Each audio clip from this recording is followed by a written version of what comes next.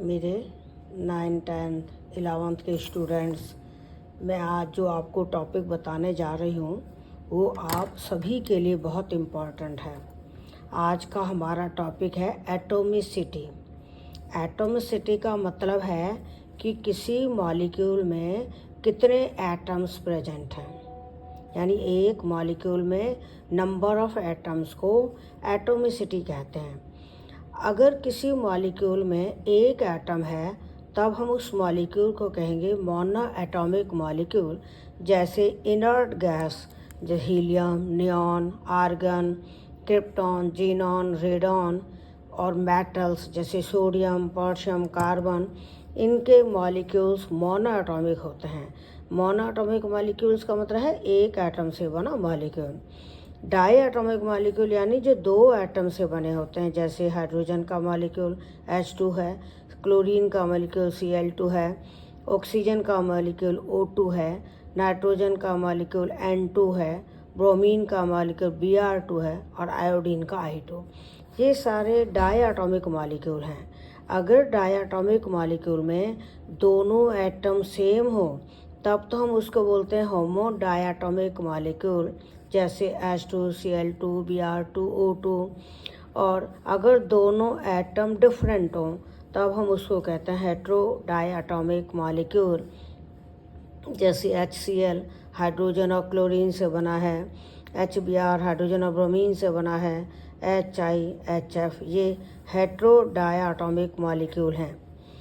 Try atomic molecule का मतलब होता है ऐसा मॉलिक्यूल जिसमें 3 एटम्स हैं, 3 एटम्स हैं, जैसे ओजोन, इसमें 3 एटम्स हैं, वाटर, इसमें 3 एटम्स हैं, H2S hydrogen sulphide, CO2 carbon dioxide, CH2 carbon disulphide, BeCl2 beryllium chloride, NO2 nitrogen dioxide, XCF2 xenon difluoride, SO2 sulphur dioxide.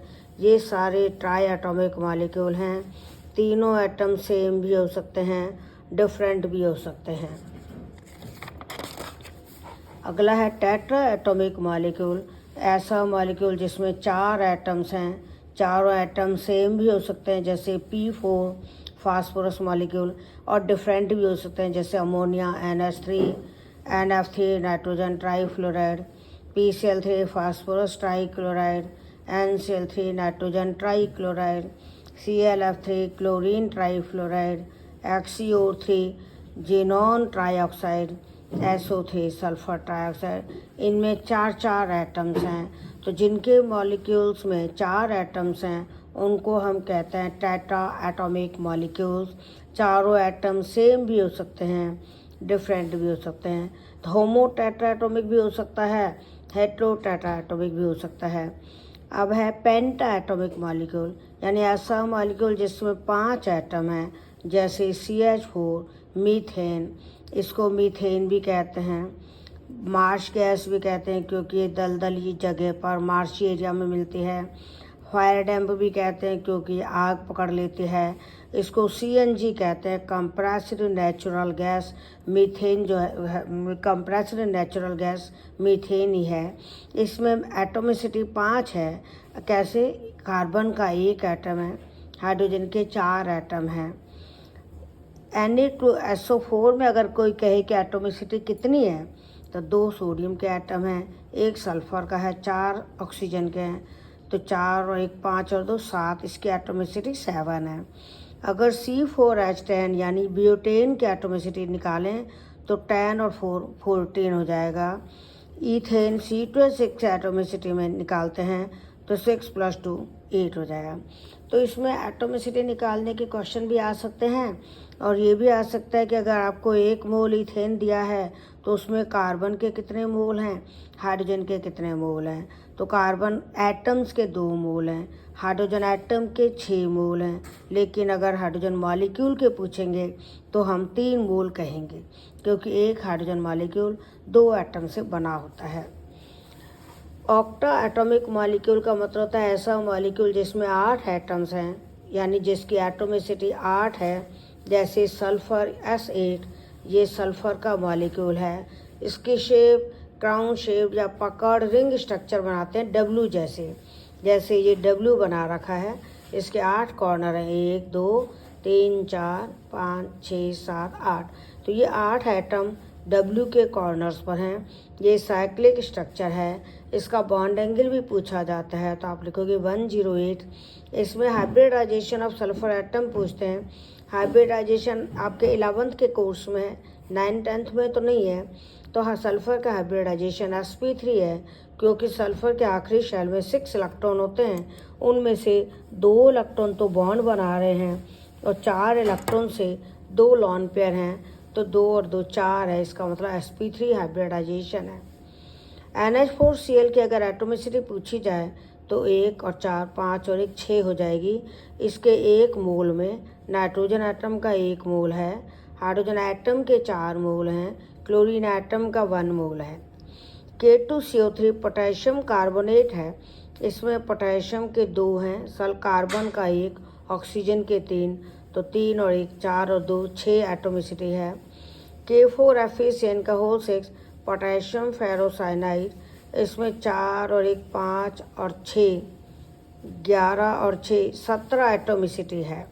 ध्यान देना, इसकी एटोमिसिटी आप कैलकुलेट कीजिए। पोटेशियम के 4 एटम हैं, आयरन का 1 है, तो 4 और 1 5, कार्बन के 6 हैं, नाइट्रोजन के 6 हैं, तो 6 6 12 और 1 13 और 4 17 एटोमिसिटी है। तो K4FeCN की होल 6 की एटोमिसिटी 17 है। अमोनियम नाइट्रेट, इसमें 1 नाइट्रोजन है, फिर 4 हाइड्रोजन है, फिर 1 नाइट्रोजन है, 3 ऑक्सीजन है, तो 4 और 1 5 6 और 3 9 एटोमिसिटी है। कैल्शियम नाइट्रेट CaNO3 का होल ट्वाइस। इसमें कैल्शियम का 1 एटम है, नाइट्रोजन के 2 एटम्स हैं, ऑक्सीजन के 6 हैं, 3 2 6, तो 6 + 2 8 और 1 9 एटोमिसिटी है। तो इस तरह से एटोमिसिटी के क्वेश्चंस आपके आ सकते हैं कि किसी भी मॉलिक्यूल में, जैसे मान लो उन्होंने दिया अमोनियम नाइट्रेट का फॉर्मूला, अमोनियम नाइट्रेट की एटोमिसिटी कितनी है। पहले आप अमोनियम नाइट्रेट का फॉर्मूला लिखोगे। फॉर्मूला लिखना हमने आपको पहले वाले वीडियो में सिखाया हुआ है, नहीं तो प्ले लिस्ट में जाकर atomic symbol and molecular formula वाली प्ले लिस्ट देखना, उसमें आपको मॉलिक्यूलर फार्मूला बनाने वाले वीडियो दिखेंगे। तो उससे आपको फार्मूला मिल जाएगा अमोनियम नाइट्रेट का। पहले फार्मूला लिखोगे, फिर आप उसमें कैलकुलेट करोगे कि कितने कितने एटम्स हैं। फिर ऐसे क्वेश्चन भी आ सकता है कि अमोनियम नाइट्रेट के एक मॉलिक्यूल में नाइट्रोजन के कितने एटम्स हैं, या हाइड्रोजन के कितने एटम्स हैं, या ऑक्सीजन के कितने एटम्स हैं, या हर एलिमेंट के एटम बताओ। तो आपके कई तरह के क्वेश्चन बनेंगे। तो इसलिए अगर आपको एटोमिसिटी कंसेप्ट क्लियर है तो आप एटोमिसिटी से रिलेटेड कोई भी क्वेश्चन कर सकते हो। किसी भी मॉलिक्यूल की एटोमिसिटी पूछ सकते हैं, उस मॉलिक्यूल में हर एलिमेंट के कितने कितने एटम है ये पूछ सकते हैं। तो आप इसको वीडियो को देखिए, अगर कोई दिक्कत हो तो कमेंट में लिखिए। All the best, thank you.